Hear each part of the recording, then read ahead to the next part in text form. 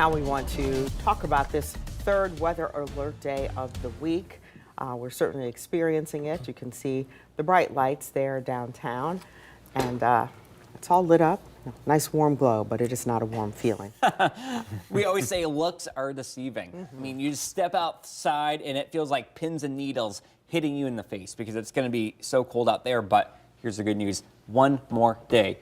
And this is the one day. This is our last day. Okay. We get through today. Tomorrow should be a lot better. And then by the weekend, we're back up above freezing for the first time in over a week. All right, let's talk a little bit about the extreme cold. Now until about 11 o'clock in the morning.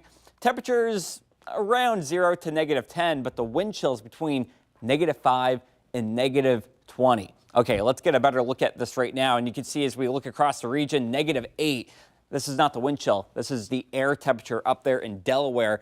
-8 for you. John Glenn International, -3. And then Lancaster, good morning to you folks out there. -6 is the current wind chill. But then take a look at this right here. This just updated in the past minute.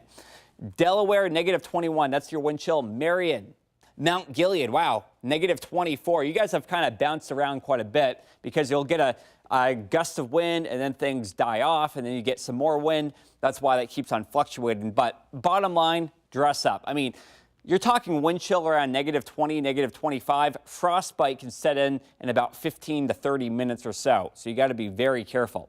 The worst of it is right now. Yesterday, we didn't even get above 0 for the wind chill. That changes today. Look at this as we head towards the afternoon, finally climbing up. And I mean, 3, don't get me wrong, 3 is still very cold, but it's better than the -10 that we felt yesterday afternoon. So progress is good. Now, if January were to end right now, this would go down as the 11th coldest January on record. But today's not the last day of January. We still have another 9 days. And so depending on how this weekend and next weekend fare out, that will depend on whether or not we'll be in that top 10 spot or not. But we'll keep you posted on that. As we look ahead, we are inching closer to the start of February. And are we looking at any more Arctic outbreaks? Not really. As we go towards the next 2 weeks, we're not looking at any more polar vortex opportunities. And then as we look at the rainfall across the deep south, they get some good rainfall. We're looking at equal chances of above average rainfall through the next 8 to 14 days or so. Now, as we get a look at the 7-day forecast, not a whole lot happening this weekend. And in fact, we were tracking a possible storm by Sunday night going into Monday. Newest models that we looked at within the past hour now take the track of that storm further to the south.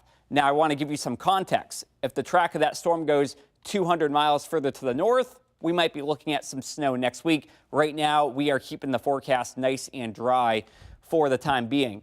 Nonetheless, though, mid-30s are back by the weekend, and it stays relatively mild as we head into next week.